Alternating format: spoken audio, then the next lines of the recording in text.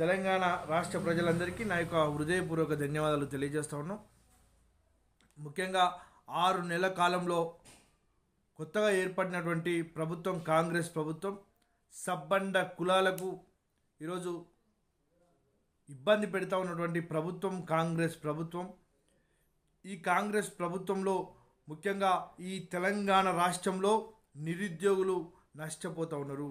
ఈ దేశ వ్యాప్తంగా ఎవరికి నష్టం జరుగుతుంది అంటే అది తెలంగాణ రాష్ట్ర నిరుద్యోగులకు మాత్రమే అని చెప్పి ఈరోజు దేశవ్యాప్తంగా అనుకునే రీతిలో ఈరోజు కాంగ్రెస్ ప్రభుత్వం చేస్తూ ఉంది. దీన్ని గమనించుకోవాల్సిన అవసరం ఉన్నది. ఎందుకోసం అంటే గత 10 సంవత్సరాలుగా తెలంగాణ కోసం పోరాటం చేసినటువంటి నిరుద్యోగులు ఉన్నారు. ఈ యొక్క బీఆర్ఎస్ పార్టీ మీద 10 సంవత్సరాల నుంచి పోరాటం చేస్తున్నటువంటి నిరుద్యోగులు ఉన్నారు. మరి ఈ 20 సంవత్సరాలుగా పోరాటం చేస్తున్నటువంటి వారికి ఈరోజు మీరు డిఎస్సి కనీసం ఒక 2 నెలలు మరి పొడిగించాలని చెప్తే ఈరోజు ఏదో ఈ తెలంగాణ రాష్ట్రం మొత్తమే అల్లోకలమైనట్టు మీరు వ్యవహరిస్తే ఏ విధంగా ఉంటుందో మరి రాబోయే రోజుల్లో మీరు కూడా చూస్తారు అని చెప్పి ఈ తెలంగాణ రాష్ట్ర ప్రభుత్వాన్ని కోరుతా ఉన్నా. ఈరోజు ఒకటే చెప్తా ఉన్నా, ఈ యొక్క దేశంలో ఉగ్రవాదులు లాంటి ఈ ఉగ్రవాదులు ఈ దేశాన్ని నష్టపరిస్తే వారిని కూడా ఈరోజు మరణ శిక్ష విధిస్తే వారికి భిక్ష పెట్టినటువంటి చరిత్ర ఈ దేశానికి ఉన్నది. అంతకంటే పెద్ద గొప్ప కాదు ఈ యొక్క డిఎస్సి పోస్ట్ పోన్ చేయడం. తెలంగాణ రాష్ట్ర ప్రభుత్వం అర్థం చేసుకోవాల్సిన అవసరం ఉన్నది. ఈరోజు తెలంగాణ రాష్ట్రం కోసం నిరుద్యోగుల కోసం పోరాటం చేస్తున్నటువంటి బక్క జడ్సన్ గారు, ఈరోజు ఓయు మహిపాల్ యాదవ్ గారు, అదేవిధంగా ఓయు పృథ్వీరాజ్ గారు, అదేవిధంగా జర్నలిస్టు విఠల్ గారు పోరాటం చేస్తున్నటువంటి వీరిని ఈరోజు జైల్లో పెట్టాలని కుట్ర పొందుతూ ఉన్నారు. ఈరోజు ఇదే బీఆర్ఎస్ ప్రభుత్వం మీద ఒంటి కాలు మీద లేచినటువంటి బక్క జడ్సన్ గారు మరి ఆ రోజు కాంగ్రెస్ పార్టీలో ఉంచుకొని ఆ రోజు బీఆర్ఎస్ మీద పోరాటం చేస్తే ఒక్కరోజు కూడా సస్పెండ్ చేయలేదు, ఒక్కరోజు కూడా ఆయనను ఇబ్బంది పెట్టలేదు.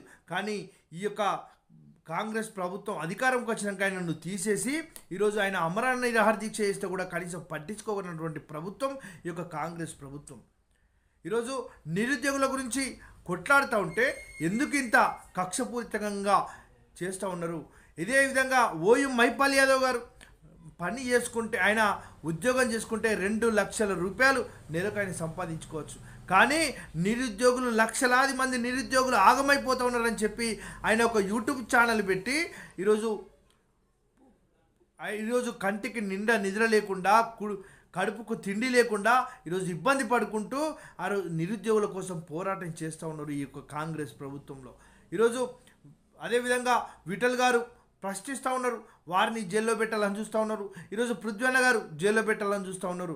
ఒకటి గుర్తుపెట్టుకోండి, తెలంగాణ రాష్ట్రం అణిచివేయొద్దు అని చెప్పి ఈరోజు మేము గుర్తు చేస్తూ ఉన్నాం.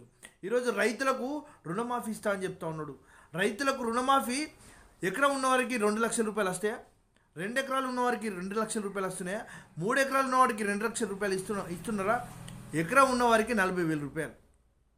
ఈరోజు ఉమ్మడి ఆస్తి ఉన్నటువంటి ఉమ్మడి కుటుంబంలో ఉన్నటువంటి వారికి రేషన్ కార్డు ఎవరికి ఇవ్వలేదు. ఉమ్మడి కుటుంబం నుంచి విడిపోయిన వారికి ఎవరికి రేషన్ కార్డు ఇవ్వలేదు. ఈరోజు రేషన్ కార్డు ద్వారా మరి వారికి 2 లక్షల రూపాయలు రుణమాఫీ ఇస్తా అని చెప్తూ ఉన్నారు. ఈరోజు 10 సంవత్సరాల నుంచి రేషన్ కార్డు ఇవ్వనటువంటి వ్యక్తులకు, ఈరోజు కొత్తగా ఏర్పడినటువంటి కుటుంబాలకు, రైతుకు ఏ విధంగా మీరు భరోసా ఇస్తారు? ఈరోజు తెలంగాణ రాష్ట్ర ప్రభుత్వం చెప్పాల్సిన అవసరం ఉన్నది. ఈరోజు తెలంగాణ రాష్ట్రానికి చెప్పాల్సిన అవసరం ఉన్నది. ఈరోజు ఉమ్మడి కుటుంబంలో ఉన్నటువంటి వాళ్ళు వేరైతే వాళ్ళకి రేషన్ కార్డు ఇవ్వలేదు, వారికి రైతు భరోసా, రైతు రుణమాఫీ ఏ విధంగా ఇస్తారో ఈ యొక్క తెలంగాణ రాష్ట్ర ప్రభుత్వం చెప్పాల్సిన అవసరం ఉన్నది. ఈరోజు 6 గ్యారెంటీలు అని చెప్పిళ్ళు. 6 గ్యారెంటీలు ఎక్కడ ఇస్తున్నారు? తన్నుకొరి గుద్దుకొరి మీరు బస్సులో పోరి అని చెప్తున్నారు. ఈరోజు గ్యాస్ కలెక్షన్ ఇస్తున్నారా? ఈరోజు 2,500 రూపాయలు ఇస్తున్నారా? ఈరోజు ఈ విధంగా 6 గ్యారెంటీలు స్కీమ్ కూడా అవుతుంది. వీళ్ళు సర్పంచులు, ఎంపీటీసీలు, జెడ్పీటీసీలు కావాలని చెప్పి ఇది ఒక రైతు భరోసా, రైతు రుణమాఫీ ఇవ్వాలని ఒక కుట్ర చేస్తూ ఉన్నారు. ఎవ్వరికి కాదు, ఓన్లీ 10 ఎకరాలు 5 ఎకరాలు ఉన్న వారికి 2 లక్షల రూపాయలు రుణమాఫీ పోతుంది. పేద రైతు పేదగానే ఉంటాడు. మరి మీరు దయచేసి రైతులందరూ ఈ యొక్క నష్టాన్ని గుర్తుపెట్టుకోవాల్సిన అవసరం ఉన్నది. ఈరోజు ఈ యొక్క కాంగ్రెస్ ప్రభుత్వం చేసేది ఏమీ లేదు. రాబోయే రోజులలో మరి ఒక పెద్ద ఉద్యమం జరగబోతుంది ఈ యొక్క కాంగ్రెస్ పార్టీ మీద. మరి దీనికి సర్పంచులు, ఎంపీటీసీలు, జెడ్పీటీసీలు అందరూ మరి భారతీయ జనతా పార్టీకి మద్దతు ఇచ్చి మరి భారతీయ జనతా పార్టీని ముందు పెట్టి ఈరోజు తెలంగాణ రాష్ట్రంలో జరుగుతున్నటువంటి అన్యాయాన్ని ముందు పెట్టి మరి ఈరోజు కాంగ్రెస్ ప్రభుత్వాన్ని గద్దె దించే ప్రయత్నం మనం చేసుకోవాలి.